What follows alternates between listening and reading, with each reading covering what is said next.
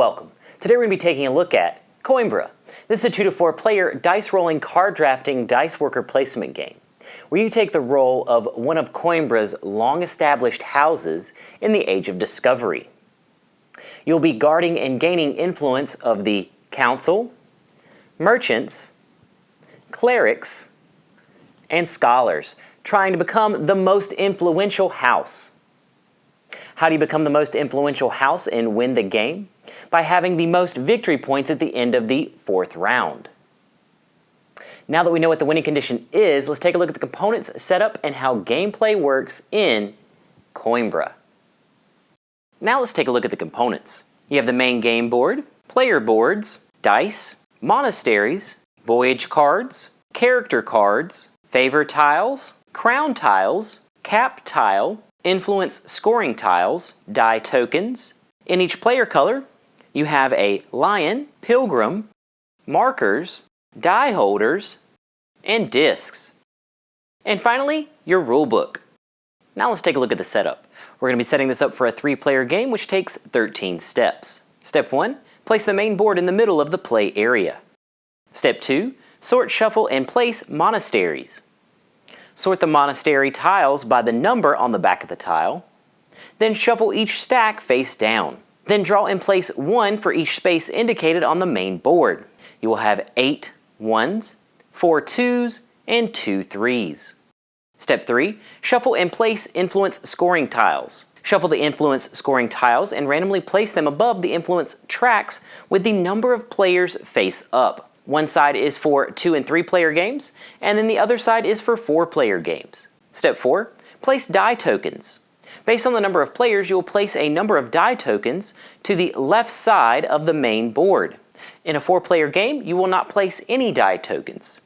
In a 3-player game, you'll place a 3 in the upper city, a 4 in the central city, and then a 3 in the lower city. In a 2-player game, you'll place a 5 in the upper city, a 4 and a 3 in the central city, and then a 3 and a 2 in the lower city. Step 5, shuffle and place voyage cards. Shuffle the voyage cards and draw 6 to place at the bottom of the main board. Step 6, create the dice pool. Based on the number of players, you will place the dice next to the main board. In a 4-player game, you'll use all the dice. In a 3-player game, you will remove 1 purple and 1 green. And in a 2-player game, you will remove 2 purple, 2 green, 1 orange, and 1 gray. Step 7, choose a color and get and place the player components. You're going to choose a color and get the corresponding lion, pilgrim, marker, discs, and die holders of that color, along with a player board.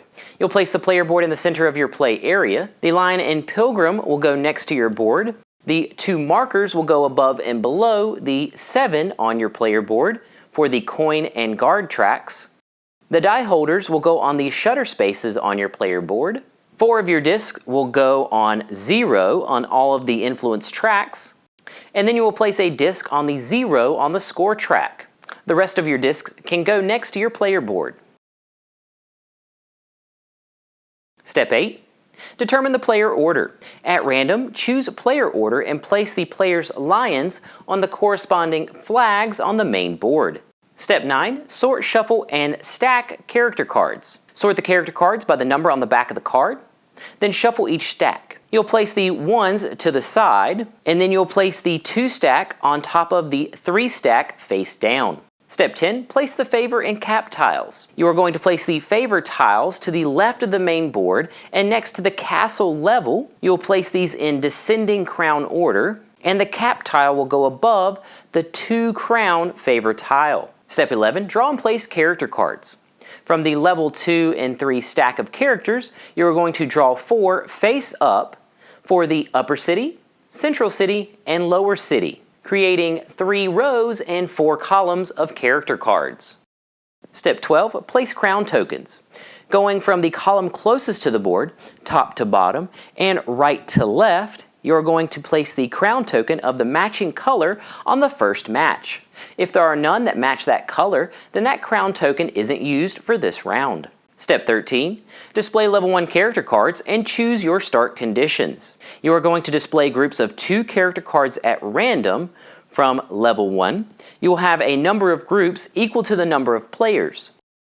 Then in reverse turn order, players will choose to either pick a group of character cards or the corner of their choice on the Coimbra space in the center of the map on the main board. Then after each player chooses one option, you will go in turn order and choose a second time. You cannot choose the same option twice. After choosing, the players will adjust the influence tracks and gain any bonuses and place their cards in the correct locations. Keep in mind that influence is located on the left of the card and the bonus is located at the bottom of the card. Also at the bottom of the card, it has an icon that lets you know where to place this next to your player board. So in this case, blue chose to start at a particular corner and so did yellow. Black chose a pair of character cards, which allowed them to go up the Scholar track 2, and then at the bottom of the Scholar card, it was an immediate bonus of 1 coin. So they moved their coin track up 1, and the Council track 1. And then the Council card's bonus is triggered in Phase C. So they placed it at the bottom of their player board, indicated by the C icon. Now that they've all chosen one option, we go in player order for the second option. So black chose a corner, yellow chose a pair of cards, and then blue chose the final pair of cards. Now let's take a look at the gameplay. A game consists of 4 rounds. Each round consists of 6 phases. Roll dice, draft and place dice, retrieve dice, adjust player order, influence income, and voyage. Now let's look at each in detail. Phase A, roll the dice. The first player will roll all of the dice in the dice pool.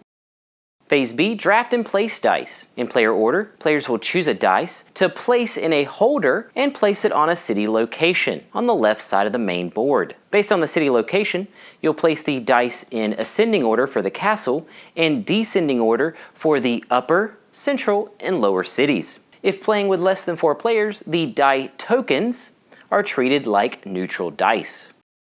Once all the dice have been chosen and placed, we move to Phase C, retrieve dice.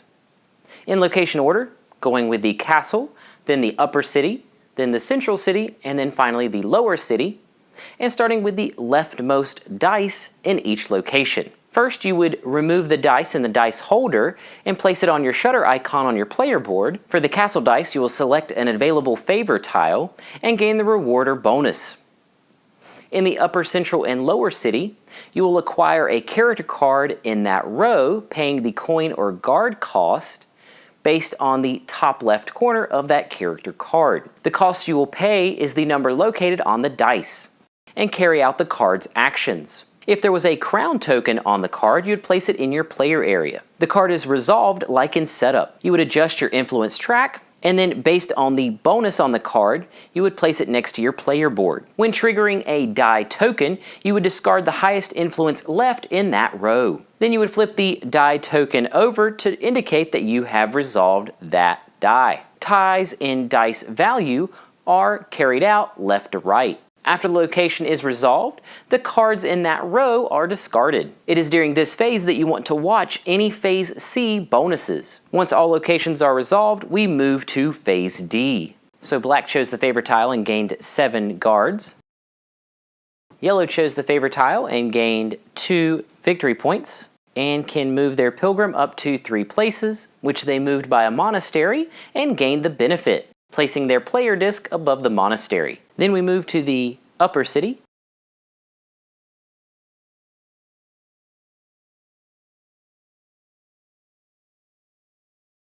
After we finish the upper city, we move to the central city and then the lower city.